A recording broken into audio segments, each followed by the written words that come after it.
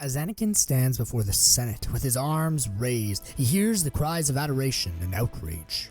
After he'd given a massive speech to them about the plights of the people in the Outer Rim, along with how the Republic had not done their part to counter some of the crime families that had their fingers in their pockets of so many politicians in the Senate. Some loved it, hearing Anakin and understanding his frustration. Others, however, became anxious. They're nervous that Anakin's anger will spark protests across the galaxy and will hurt their own personal interest. In the words of our great Chancellor, "I love democracy. I love the Republic," Anakin muses. "However, I also believe that we can do better. Let's actually do our jobs. Let's reach out to the systems who are influenced by this separatist doctrine. Let's show them that the Republic cares. This is our first step to ending this war and creating a strong, stable, free Republic." Once again, applause echoes through the halls of the Senate. Chancellor Palpatine stands, smiling at his young prodigy, nodding his head. Anakin returns to the Naboo Senate pod chamber, pleased with his performance. Perhaps his speech would finally actually be able to make some change in the galaxy. Have you ever wondered what would have happened if Anakin was just a politician and not the chosen one? Well, if so, then today you are in for an absolutely bantatacular treat. So grab a big bowl of bantha stew and cuddle up with your pet porg, because this is going to be a wild adventure. Let me take you on a journey as we dive right into the story of what if Anakin had just been a politician. After the events of Qui-Gon's death, Obi-Wan is summoned by Master Yoda to discuss next steps for him in his journey in the Force. Believe that you were ready to face the trials, Qui-Gon did, Yoda states. Completed him through slaying the Sith. You have. Obi-Wan bows his head in respect. "Thank you, Master," he replies. After a moment of pause, Obi-Wan asks a question that had been pressing his mind for days. "And what of the boy? Shall I be allowed to train him as Qui-Gon requested?" Yoda frowns. Decided no, the Council has. Too old, he is. Much uncertainty about his future. We have. Too risky, it will be," he replies. Obi-Wan raises his eyes. "But, Master Yoda, surely you believe what Qui-Gon did. This could be the chosen one. We may be missing out on a chance to train the future savior of the Order, the one who will finally destroy the Sith." Yoda shakes his head. No. Pudge on this. The Council will not. Being the young, grieving man that he is, Obi-Wan lets out a cry of exasperation. "These are Qui-Gon's last wishes. Surely you at least respect him enough to admire them. Surely you see what he did in that boy. Anakin is special." Yoda raises his cane and pokes it in Obi-Wan's direction. The fire of your master, you have. However, changed my mind. I will not, Yoda finishes. Obi-Wan rolls his eyes. Maybe Qui-Gon was right about the Council after all. He says. Yoda can sense that the next words out of Obi-Wan's mouth were to come before he even says them. "I can live a better life outside the Order. I'm done with this. I'm done with it all. Master Qui-Gon had an excellent vision of the Order, even if I disagreed with him on it. Now, you're just going to throw it out the window?" Obi-Wan shakes his head. "I'm leaving, Master Yoda. I wish you the best, but I need time to process this." Yoda strokes his chin. Respect your decision, I do, young Kenobi. Caution you, though, I must.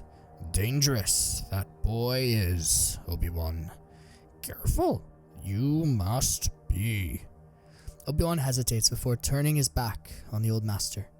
"Goodbye, Yoda. May the Force be with you," Obi-Wan says before walking out the door, prepared to tell Anakin the news. Anakin is still in one of the fancier suites for guests in the palace on Naboo. When Obi-Wan comes to visit him, he's elated. "Master Obi-Wan," he cries. "I'm so happy to see you." In that moment, Obi-Wan's heart breaks as he tells Anakin the news of Qui-Gon's death, along with Yoda's decision to not accept him into the Order. Obi-Wan sees the pain in Anakin's eyes as yet another one of his dreams is shattered, especially when Obi-Wan tells him that he's also leaving Yoda. "There's a better life out there, Anakin," Obi-Wan consoles him. "There's a better life for us both." That night, all of them gather for Qui-Gon's funeral.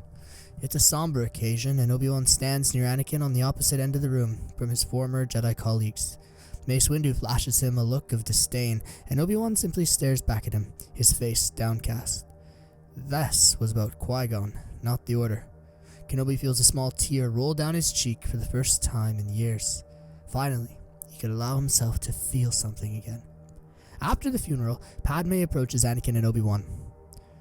"I'm sorry for the loss of your master, Obi-Wan. He seemed like a good man," she says. Obi-Wan nods. Yes. A good man, and an even better master," he muses. "I also hear that you're parting ways with the Order," she continues. "Ah, so you must have spoken with the masters," Obi-Wan says. Padme nods. "Where will you go?" she asks. A small smirk comes to Obi-Wan's lips. "I have a few places I could stay," he says, his mind instantly floating towards Duchess Satine of Mandalore. She would be happy to take him in. "I have," Obi-Wan pauses, "good relations with the Mandalorians." "Will you take Anakin with you?" she asks. Anakin looks at Padme expectantly. I hadn't thought about that," Obi-Wan remarks, somewhat astounded by his own selfishness. "Well, I know that Palpatine was telling me that following his conversation with the Masters, he would always have a place for Skywalker on Naboo. Anakin could join the junior politician program. We could take him on a different path. Palpatine and I could be his mentors," Padme remarks. Anakin lights up. "Really? I could stay here? On Naboo? With you?" Padme chuckles at Anakin's excitement. "Yes, Anakin. We'd be happy to have you after everything you've done for our planet." Obi-Wan looks towards Anakin. "Well, if that is what he wants, then I see no reason why he shouldn't stay with you," Obi-Wan remarks. Obi-Wan puts his hand on Anakin's shoulder. "You're special, Anakin. Never forget that," Obi-Wan says before standing up, ready to leave for Mandalore on a ship that had been gifted to him by Theed. "May the Force be with you, Padme, and also with you, Anakin," Obi-Wan says. Then he turns away, ready to start his new life. Soon, a new chapter would begin for both Anakin and Obi-Wan. Over the next few years, Padme mentors Anakin personally as the Senator of Naboo. He attends many formal dinners, charms politicians from across the galaxy, and listens to the instruction of everyone who he meets. One day, after a debate had come to the Senate about corruption and limiting the influence of corporations in the Senate, Anakin asks Padme a question. "Padme, how is it that you stay so set in your values? It seems like so many of the other politicians simply want to sell each other out and get more money rather than focusing on the needs of the people. How do you resist that temptation?" Padme smiles at the young Skywalker. "Anakin, if I were to compromise my principles in the name of personal gain, not only would I lose my identity and destroy my character, but the very republic that I seek to preserve would creep closer to the edge of collapse. When the politicians lose the interests of their citizens, that's when the system fails, and that's when the power-hungry individuals can further prey on the anger of the people to gain more power. I won't let that happen." She tells Anakin that she had abdicated the throne of Naboo, even though her people had wanted to amend the Constitution to give her a third term. If she had stayed, that would have made room for her to become a tyrant or somebody with more sinister motives to take her place later. Anakin understands better now, and he has great admiration for Padme's selflessness. Another influential figure in Anakin's life ends up being Palpatine.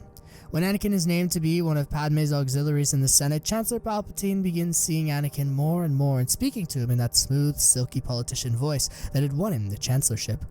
Palpatine weaves his way into Anakin's life, becoming a grandfather figure to him. One day, as he and Anakin are chatting over tea, an interesting conversation is struck between the pair.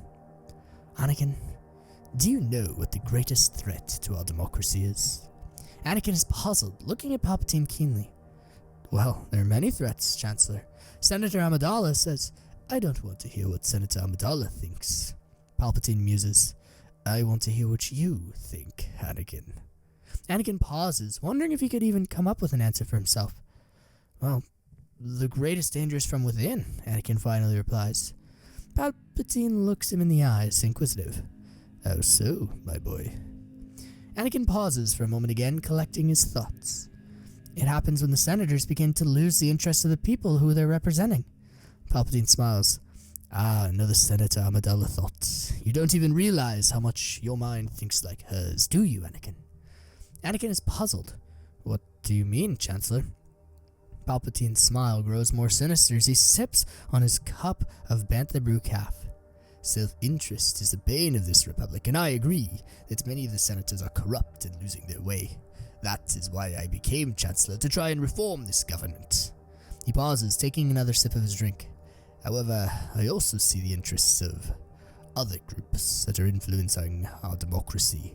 Unelected officials using their special points of privilege to gain favor and convince senators to join them, getting their agenda passed in the Senate. Do you mean the corporations? Anakin asks. Yes and no. I don't follow, Anakin states. Palpatine looks at Anakin with a glint in his eyes. Have you ever seen how the Jedi interact with the politicians? They're constantly trying to convince them that their view of the galaxy is correct, meshing politics and religion into a bundle that they could further sell their own agenda with. Sympathetic senators, and of course, the senators do not see the deception as I do. Anakin looks at Palpatine, processing these words. Are you saying that the Jedi are evil? He asks. What I'm saying, Anakin, is that just like the corporations, the Jedi look out for their own interests. We must curb their influence, much like we do for the corrupt companies who are buying out the senators. The Jedi have far too much power. Anakin leaves the room contemplating this. Perhaps the Chancellor was correct. Even though Padme frequently interacts with the Jedi Order, and he had seen them all in a positive light, they were still too powerful for their own good. This train of thought continues to influence Anakin's politics, and he starts to believe that maybe Palpatine was right on this issue. Even though Anakin sees that the Jedi have undue influence in galactic affairs, he still maintains a close bond with his friend Obi-Wan, who now lives on Mandalore. He's able to separate the personal from the political, and they frequently have vibrant conversations about the state of the galaxy, the place of the Jedi in society, and what should be done to remedy the problems of the Republic. Obi-Wan still believes that the Jedi might be the solution, even though he doesn't agree with their direction. Anakin says that they're the problem. Even though Anakin isn't trained as Jedi, Obi-Wan teaches him some of the basics of the Force that Skywalker could use in a self-defense situation. Beyond that, Padme and Satine become close friends, especially with Anakin visiting Mandalore so many times, sharing their perspectives with regards to the Republic and forming the foundations that would eventually evolve into the League of 2000. As the years progress, one day, as Padme comes to Coruscant as a representative of Naboo and to address the Senate, an attempt is made on her life. Anakin, who's serving alongside her, manages to jump to the protection of Padme and Typho as her ship explodes on the landing bay, using the minimal Force training that Obi-Wan had given him to shield the two of them. However, Sabe still dies in the attack, causing Padme to grieve the loss of her friend. After this ordeal, Anakin goes to Padme's apartment with the rest of the delegation from Naboo, meeting Representative Binks there, who expresses great joy in seeing him again. They settle in, and the next day, Padme attends a meeting with the Chancellor. She's informed that she will be provided protection from two adept Jedi, Quinlan Vos and Aayla Secura. I don't need protection. I need to show these assassins that I have strength, and that they don't scare me, Padme says. Senator Amidala, I insist. We must ensure that you are safe, and that your voice is preserved to be heard in the Senate, Palpatine fires back. Padme looks at Typho, who nods. She sighs, agreeing to accept the additional help from the two Jedi.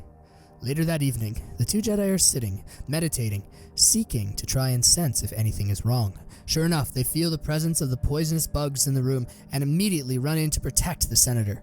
Quinlan hops out of the window after the dispatch droid, and Aayla finds a speeder to follow him as he races through the streets of Coruscant, holding on for dear life. Eventually, the pair catch the elusive Zam Wessel, but she is killed by the Kamino Saber Dart before she can spill the Bantha Brew beans to the pair of Jedi. Quinlan Vos goes to his old friend, Dexter Jetster, who tells him about the strange world of Kamino outside of the galaxy, prompting him to go exploring and discover what was really going on in the depths of galactic space. While Quinlan goes to Kamino, the Council assigns Aayla to accompany Anakin and Padme to Naboo.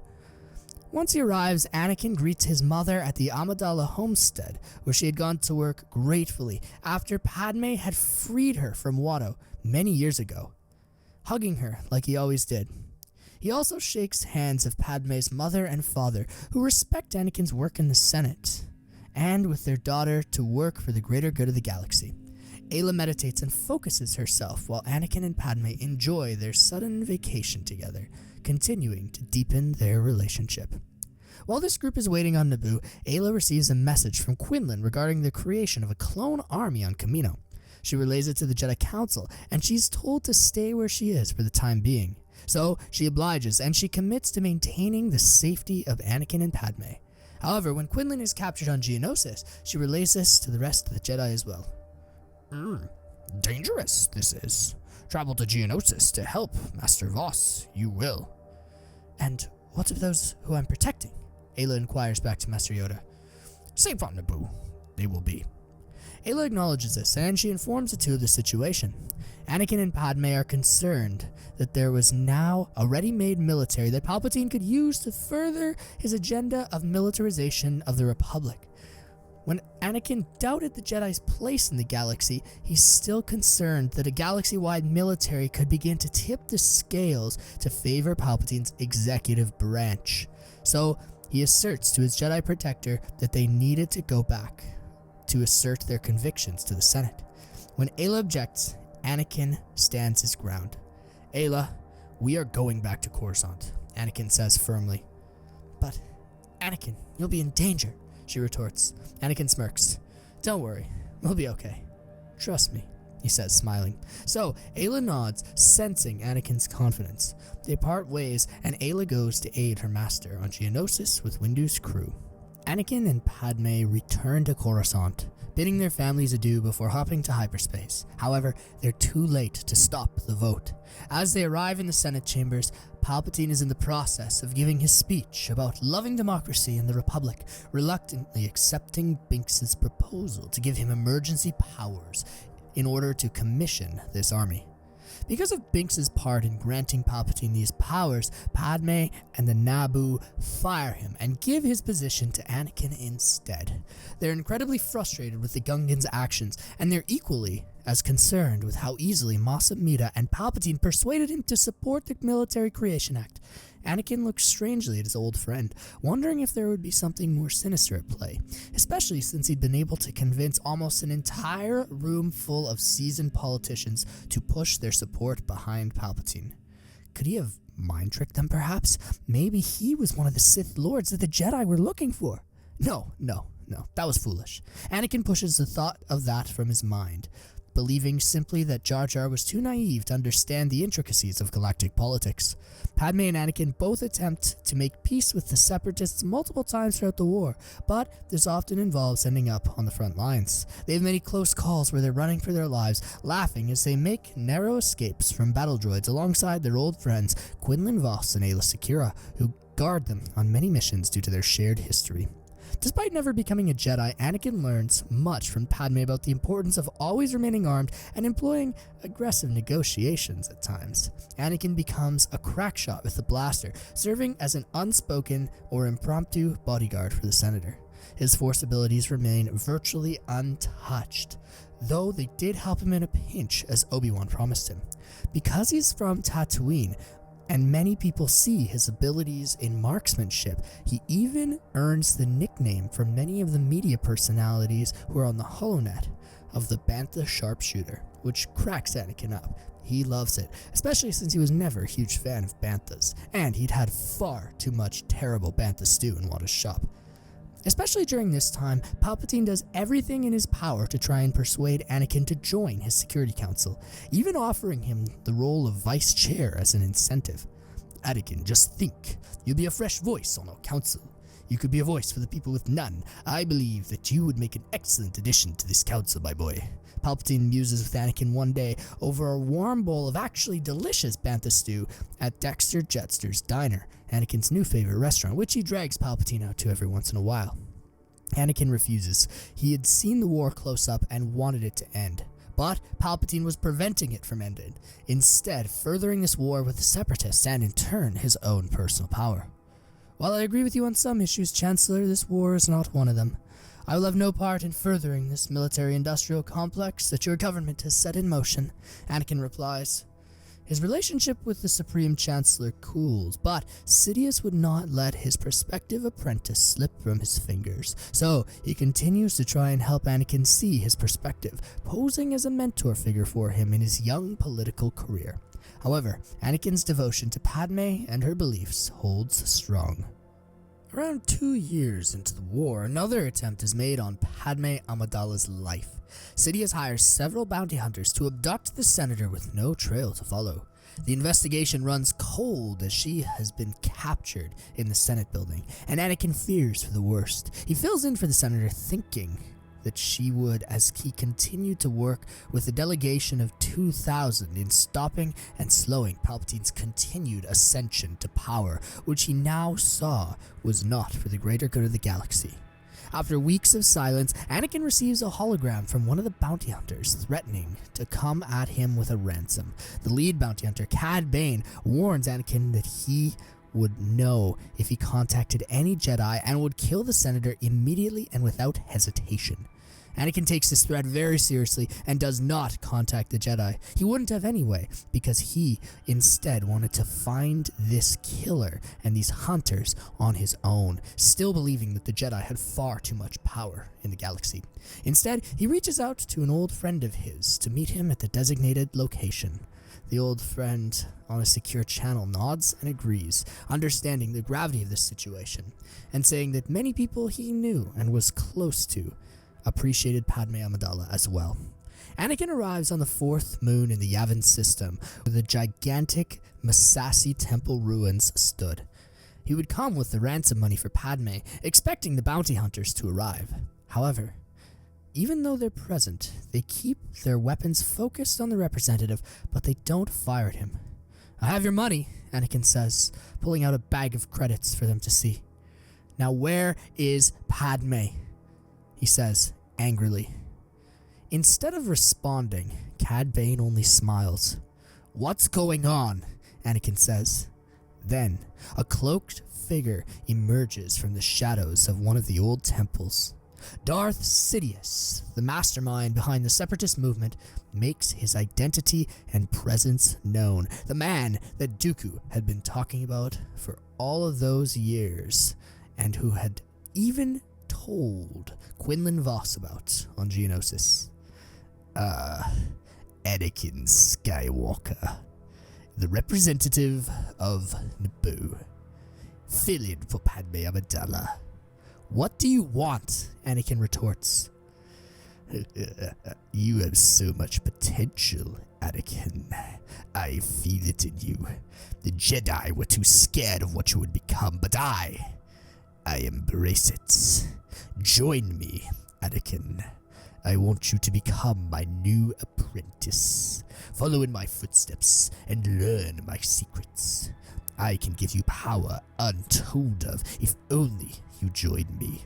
And, well, if you do not..." Sidious pauses. "Your precious Padme will die." Anakin steps forward, and he begins to stall. He looks around, and he tries to feel in the Force whether or not his friend is there. "Sidious, if that's your name, I'm never going to join you," Anakin says. "Padme would rather die than have me commit myself to your teachings, and I will continue to fight for her in the Senate."